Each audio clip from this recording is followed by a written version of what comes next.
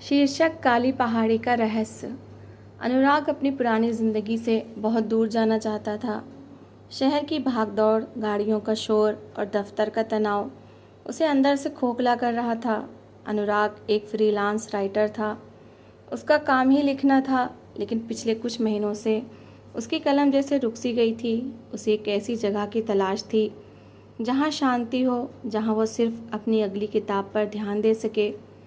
तभी उसके एक दोस्त ने उसे उत्तराखंड के एक छोटे से शहर गांव सोनपुर के बारे में बताया। सोनपुर पहाड़ों के बीच छुपा हुआ एक बहुत ही शांत गांव था। वहां आबादी बहुत कम थी, लेकिन खूबसूरत दृश्य बहुत मनमोहक थे। दोस्त ने बताया कि वहां पहाड़ की तलहटी में एक पुरानी हवेली है जो पिछले कई सालों से खाली पड़ी है। हवेली का मालिक शहर में रहता है और उसे बहुत कम किराए पर देने को तैयार है। अनुराग को लगा कि यही वो जगह है जिसकी उसे तलाश थी। बिना ज़्यादा सोचे उसने सामान बांधा और सोनपुर के लिए निकल पड़ा। सोनपुर पहुंचने में उसे पूरा दिन लग गया। जब उसकी गाड़ी गांव के पास पहुंची तो शाम ढल रही थी। सूरज पहाड़ों के पीछे छुप रहा था और आसमान में नारंगी और काले रंग की अजीब सी परतें जम रही थीं। गांव के रास्ते कच्चे और पतले थे। चारों तरफ चीड़ और देवदार के घने पेड़ थे, जिनकी परछाइयाँ सड़क पर ऐसे पड़ रही थीं जैसे कोई लंबे हाथ फैलाए खड़ा हो। हवेली गांव से थोड़ी दूरी पर एक ऊंची पहाड़ी पर बनी थी। उस पहाड़ी को स्थानीय लोग काली पहाड़ी कहते थे। जब गाड़ी वाले ने अनुराग को हवेली के मुख्य द्वार पर उतारा तो उसने जाने से पहले अनुराग को एक अजीब नज़र से देखा। साहब, गाड़ी वाले ने हिचकिचाते हुए कहा, सूरज डूबने के बाद हवेली के मुख्य फाटक से बाहर मत निकलिएगा, और हाँ, अगर रात में कोई दरवाज़ा खटखटाए तो बिना पूछे मत खोलिएगा। अनुराग मुस्कुराया। उसने सोचा कि ये पहाड़ी इलाकों में प्रचलित कोई आम अंधविश्वास होगा। उसने ड्राइवर को पैसे दिए और अपना भारी बैग उठाकर हवेली की तरफ बढ़ गया। हवेली पुरानी थी, लेकिन उसकी नक्काशी और बनावट से पता चलता था कि अपने दौर में ये बहुत सुंदर रही होगी। लकड़ी की बड़ी बड़ी खिड़कियाँ, ऊंची छतें और एक बड़ा सा आंगन। हवेली की एक तरफ एक पुराना कुआं भी था जो अब लोहे की जाली से ढका हुआ था। स्थानीय केयरटेकर, जिसका नाम श्यामनाथ था, अनुराग का इंतज़ार कर रहा था। श्यामनाथ एक बूढ़ा आदमी था जिसकी आंखों के नीचे काले घेरे थे और उसकी चाल में एक अजीब सी झिझक थी। नमस्ते साहब, श्यामनाथ ने एक भारी आवाज़ में कहा। मैंने आपके लिए ऊपर की मंजिल का कमरा साफ़ कर दिया है, खाना टेबल पर रख दिया है। मैं अब गांव वापस जा रहा हूँ। क्या तुम यहाँ रात को नहीं रुकते श्यामनाथ? अनुराग ने बैग नीचे रखते हुए पूछा। श्यामनाथ के चेहरे का रंग उड़ गया। उसने जल्दी से अपना सिर हिलाया। नहीं साहब, सूरज ढलने के बाद काली पहाड़ी पर कोई नहीं रुकता। आप भी खिड़कियां और दरवाजे अच्छे से बंद कर लीजिएगा। इतना कहकर श्यामनाथ तेज़ी से हवेली से बाहर निकल गया। उसकी हड़बड़ाहट देखकर अनुराग को थोड़ी हैरानी हुई, लेकिन उसने बात आई गई कर दी। अनुराग ऊपर अपने कमरे में गया। कमरा काफ़ी बड़ा था। लकड़ी का एक बड़ा बेड, एक पुरानी स्टडी टेबल और एक बड़ी सी खिड़की जहाँ से पूरा जंगल दिखता था। अनुराग ने खाना खाया, थोड़ा पानी पिया और कपड़े बदल कर बेड पर लेट गया। सफ़र की थकान इतनी थी कि उसकी आंखें तुरंत बंद होने लगी, लेकिन रात के लगभग 2 बजे उसकी नींद अचानक खुल गई। टक टक टक, एक अजीब सी आवाज़ आ रही थी। ऐसा लगा जैसे कोई लकड़ी के फर्श पर नंगे पैर चल रहा हो। अनुराग एकदम सीधा उठ बैठा। कमरे में सन्नाटा था। सिर्फ बाहर चल रही ठंडी हवाओं की सरसराहट सुनाई दे रही थी। शायद कोई चूहा होगा, अनुराग ने खुद को समझाया, लेकिन तभी उसे अपनी खिड़की के शीशे पर कुछ टकराने की आवाज़ आई। छप छप। अनुराग बेड से उतरा और खिड़की के पास गया। बाहर घना अंधेरा था। उसने खिड़की का पर्दा थोड़ा सा हटाया। बाहर की रोशनी इतनी कम थी कि कुछ साफ नज़र नहीं आ रहा था, लेकिन तभी चांद बादलों से बाहर आया और सफ़ेद रोशनी में अनुराग ने जो देखा उससे उसका खून जम गया। हवेली के आंगन में उस बंद कुएं के ठीक पास एक औरत खड़ी थी।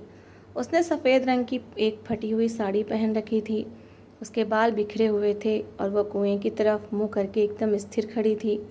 अनुराग का दिल ज़ोर ज़ोर से धड़कने लगा। ये इतनी रात को यहाँ क्या कर रही है, उसने सोचा। उसने खिड़की का शीशा थोड़ा सा खटखटाया ताकि उस औरत का ध्यान खींचे। जैसे ही अनुराग ने शीशे पर उंगली मारी, वो औरत एकदम से मुड़ी। अनुराग की चीख गले में ही अटक गई। उस औरत का चेहरा था ही नहीं। उसकी आंखों की जगह 2 गहरे काले गड्ढे थे और उसका मुंह इतना चौड़ा खुला हुआ था जैसे कोई इंसान कभी खोल ही नहीं सकता। उसके मुंह से कोई आवाज़ नहीं निकल रही थी, लेकिन वो सीधे ऊपर अनुराग की खिड़की की तरफ ही देख रही थी। अनुराग झटके से पीछे हटा और पर्दा गिरा दिया। उसका पूरा शरीर पसीने से तरबतर हो चुका था। ठंड के मौसम में भी उसे सख्त गर्मी का एहसास हो रहा था। उसने आंखें बंद कर लीं और ज़ोर ज़ोर से सांसें लेने लगा। कुछ मिनटों तक सन्नाटा रहा, फिर अचानक उसके कमरे के ठीक बाहर गलियारे में वही चलने की आवाज़ आने लगी। छम छम छम। आवाज़ अब उसके कमरे के दरवाजे की तरफ बढ़ रही थी। अनुराग की हिम्मत जवाब दे रही थी। उसने कोने में पड़ी एक भारी छड़ी उठाई और दरवाजे की तरफ देखने लगा। आवाज़ दरवाजे के ठीक बाहर आकर रुक गई। फिर दरवाजे की कुंडी धीरे धीरे हिलने लगी।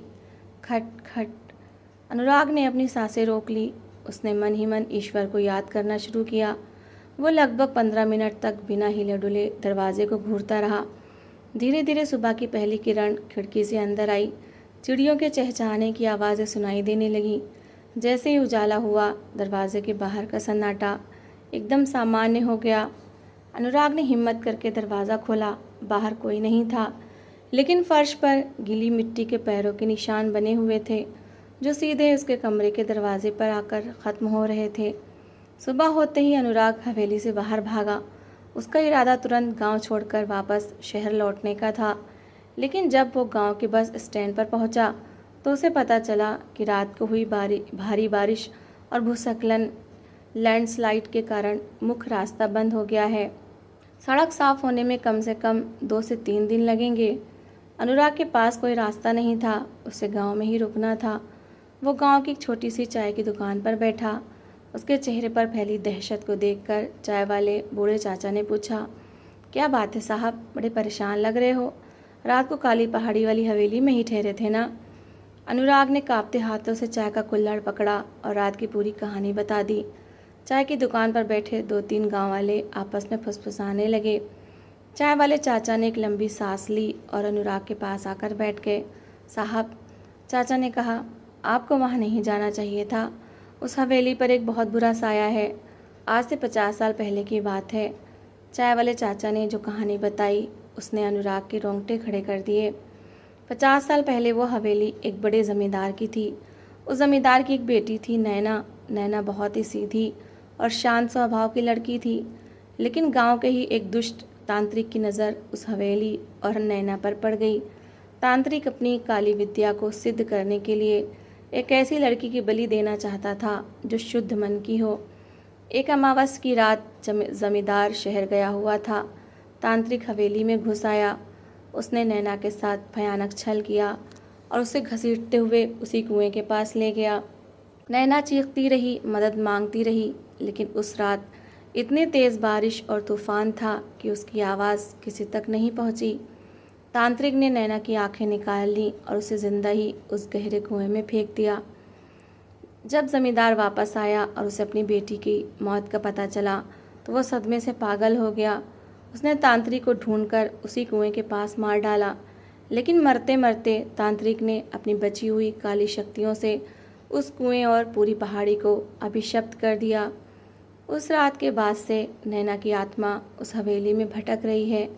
वो अपनी खोई हुई आँखों को ढूंढती है, और जो भी उस हवेली में रात बिताता है वो कभी सामान्य नहीं रह पाता। ज़मींदार ने भी कुछ दिनों बाद उसी कुएं में कूदकर अपनी जान दे दी थी। साहब, चाय वाले चाचा ने चेतावनी दी, रास्ता बंद है, ये आपकी मजबूरी है, लेकिन आज रात आप हवेली में मत रुकिए, गांव के मंदिर में सो जाइए। अनुराग ने सोचा कि वो मंदिर में ही रुक जाएगा, लेकिन जब वो अपना सामान लेने वापस हवेली गया तो एक अजीब घटना घटी। दोपहर के 2 बजे थे। सूरज की रोशनी चारों तरफ फैली हुई थी। अनुराग हवेली के अंदर गया ताकि वो अपना बैग उठाकर वापस गांव आ सके। जैसे ही उसने अपने कमरे में कदम रखा और बैग उठाया, कमरे का भारी लकड़ी का दरवाज़ा अपने आप ज़ोर से बंद हो गया। धाड़! अनुराग चौंक गया। उसने लपक कर कुंडी घुमाई, लेकिन दरवाज़ा बाहर से लॉक हो चुका था।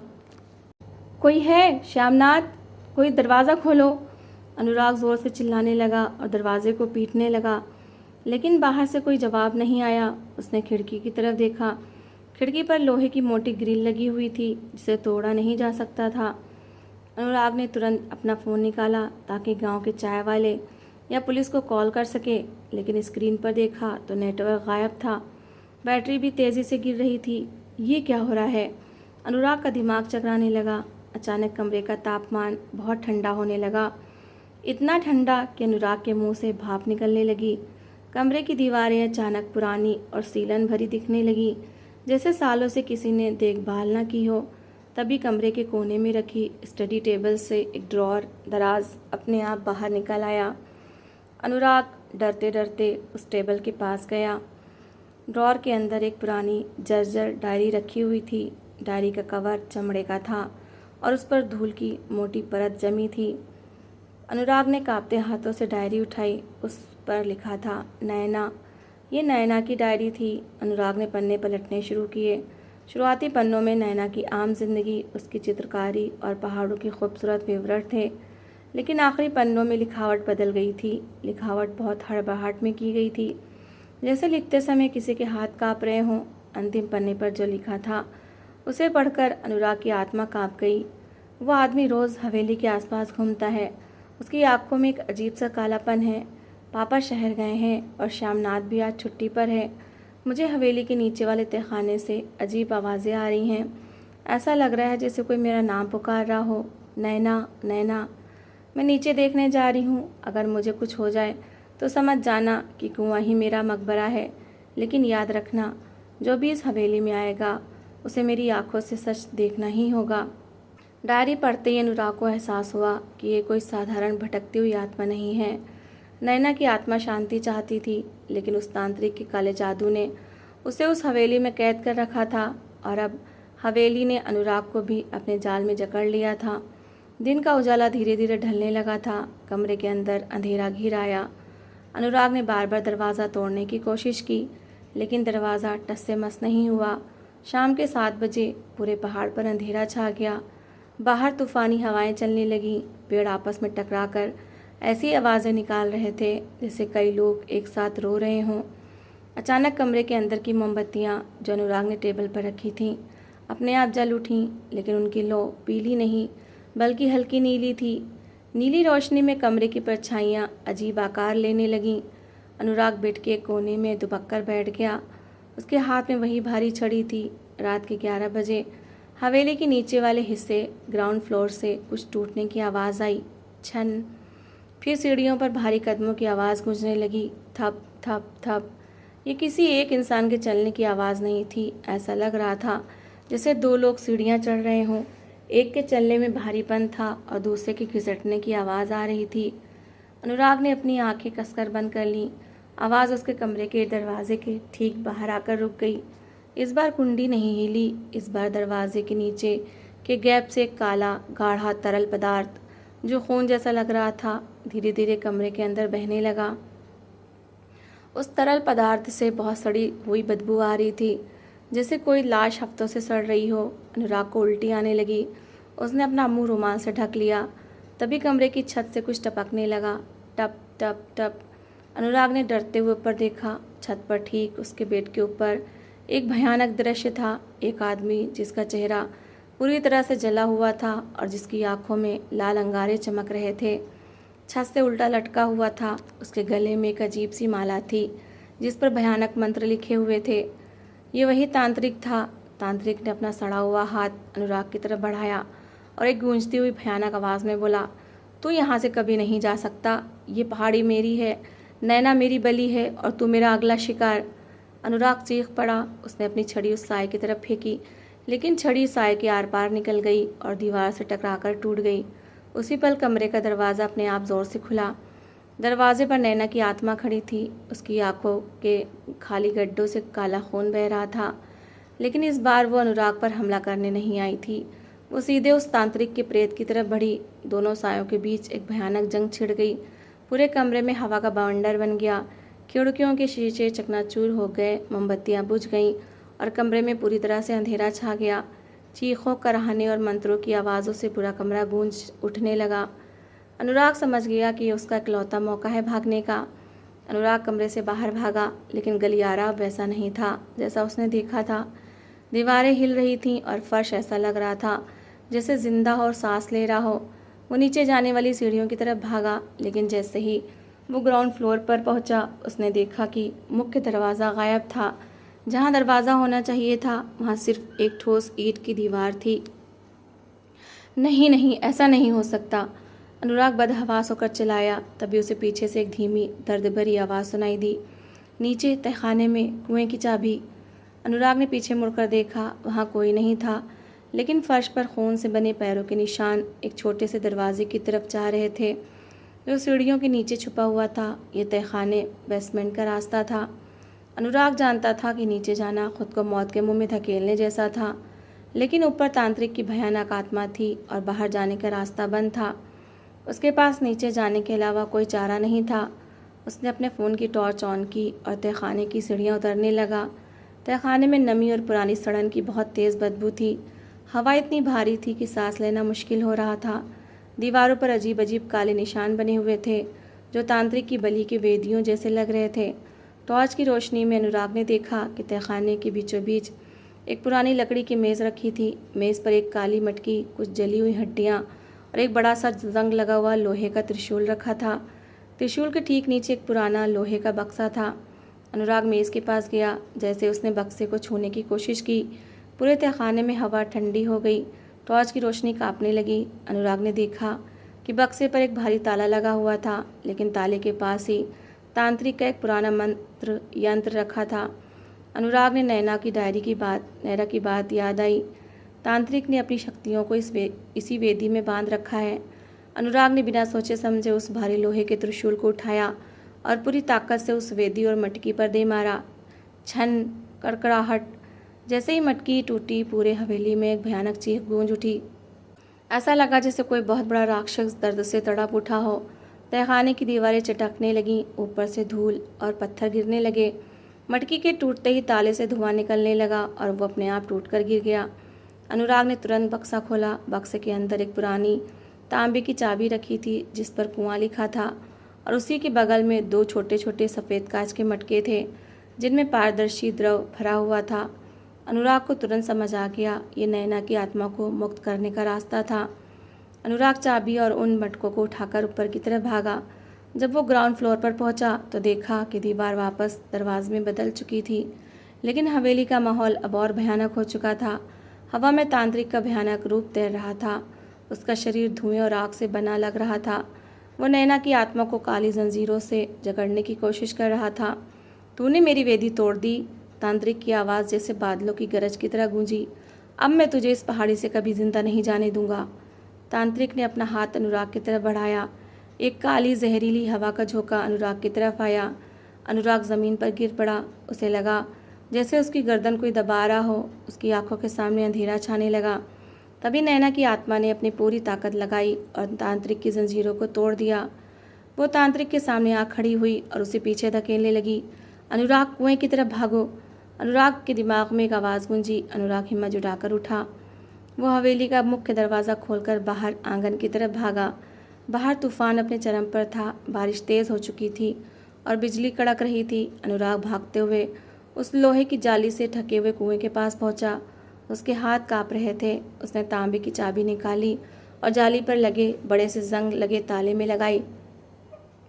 चाबी घूम नहीं रही थी। जंग की वजह से वो अटकी हुई थी। पीछे से तांत्रिक की भयानक चीखें पास आ रही थीं। हवेली के दरवाजे से काला धुआं बाहर निकलकर कुएं की तरफ बढ़ रहा था। घूम जा, प्लीज़ घूम जा, अनुराग ने चिल्लाते हुए अपनी पूरी ताकत लगा दी। क्लिक, ताला खुल गया। अनुराग ने भारी लोहे की जाली को खींचकर हटा दिया। कुएं के अंदर से एक बेहद ठंडी और गहरी सांस जैसी हवा बाहर आई। नीचे अथाह अंधेरा था। अनुराग ने बक्से से निकाले गए उन दो कांच के मटकों को निकाला। उसे एहसास हुआ कि इसमें तांत्रिक द्वारा चुराई गई नैना की ऊर्जा और अवशेष थे। अनुराग ने कुएं की तरफ देखते हुए कहा, नैना, अब तुम आज़ाद हो।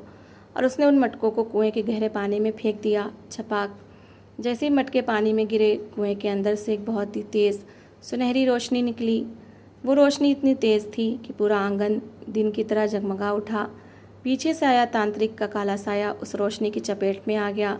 तांत्रिक भयानक चीखों के साथ तड़पने लगा। नहीं नहीं, मेरी सिद्धियाँ, मेरी शक्तियाँ। तांत्रिक की आवाज़ धीरे धीरे कमज़ोर होने लगी। सुनहरी रोशनी ने तांत्रिक के काले साये को पूरी तरह लपेट लिया। तांत्रिक की आत्मा धुएं की तरह हवा में उड़ने लगी और देखते ही देखते हमेशा के लिए गायब हो गई। तूफान अचानक थम गया, बारिश रुक गई। हवा की भयानक सरसराहट की जगह एक अजीब सी शांति ने ले ली। अनुराग हाँफते हुए कुएं के किनारे बैठ गया। तभी कुएं के ऊपर एक हल्की सुंदर रोशनी उभरी। उस रोशनी में नैना की आकृति दिखाई दे रही थी, लेकिन इस बार वो डरावनी नहीं थी। वो एक बेहद सुंदर शांत चेहरे वाली लड़की लग रही थी। उसकी आंखें वापस आ चुकी थीं, जिनमें एक अजीब सी सौम्यता और आभार था। नैना ने अनुराग की तरफ देखकर एक हल्की सी मुस्कान दी। उसने अपने हाथ जोड़े, जैसे अनुराग को धन्यवाद दे रही हो। फिर वो आकृति धीरे धीरे हवा में विलीन हो गई और आसमान के तारों में कहीं खो गई। सुबह की पहली किरण पहाड़ों के पीछे से निकली। सूरज की हल्की सुनहरी रोशनी ने काली पहाड़ी को नहला दिया। ऐसा लग रहा था जैसे सालों बाद उस पहाड़ी ने चैन की सांस ली हो। गांव के लोग, चाय वाले चाचा और पुलिस की एक टीम रास्ता साफ होने के बाद हवेली की तरफ दौड़े आए। उन्हें डर था कि अनुराग के साथ कोई अनहोनी हो गई होगी, लेकिन जब वो हवेली के आंगन में पहुंचे तो उन्होंने अनुराग को कुएं के पास शांत बैठे देखा। उसके चेहरे पर डर नहीं, बल्कि एक अजीब सी शांति थी। साहब, आप ठीक तो हैं? चाय वाले चाचा ने घबराते हुए पूछा। अनुराग खड़ा हुआ। उसने हवेली की तरफ देखा। हवेली अब डरावनी नहीं लग रही थी। ऐसा लग रहा था जैसे कोई भारी बोझ उसके सिर से उतर गया हो। हाँ चाचा, अनुराग मुस्कराया, मैं बिल्कुल ठीक हूँ, और अब ये पहाड़ी भी ठीक है। गांव वालों को समझ नहीं आया कि अनुराग क्या कह रहा था, लेकिन उन्होंने महसूस किया कि उस दिन के बाद से काली पहाड़ी का वो खौफनाक सन्नाटा हमेशा के लिए ख़त्म हो गया था। अनुराग ने अपना सामान बांधा और गांव वालों से विदा ली।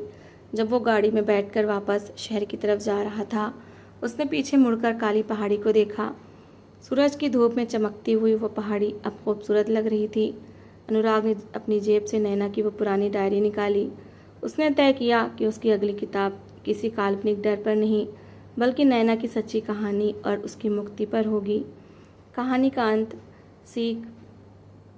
डर का अस्तित्व तब तक ही रहता है जब तक हम उसके सामने घुटने टेकते हैं। सच और हिम्मत के आगे सबसे बड़ा अंधेरा भी छट जाता है। तो दोस्तों, इस कहानी को लेकर आपकी क्या राय है? कमेंट सेक्शन में अपनी राय ज़रूर शेयर करें। और अगर आपको हमारी आज की कहानी अच्छी लगी हो तो प्लीज़ इसे लाइक शेयर ज़रूर करें। और ऐसे ही emotional, suspense, family story, love story, motivational story को सुनने के लिए मेरे चैनल को सब्सक्राइब ज़रूर करें। तो मिलते हैं एक नई और दिलचस्प कहानी के साथ। Thanks for watching.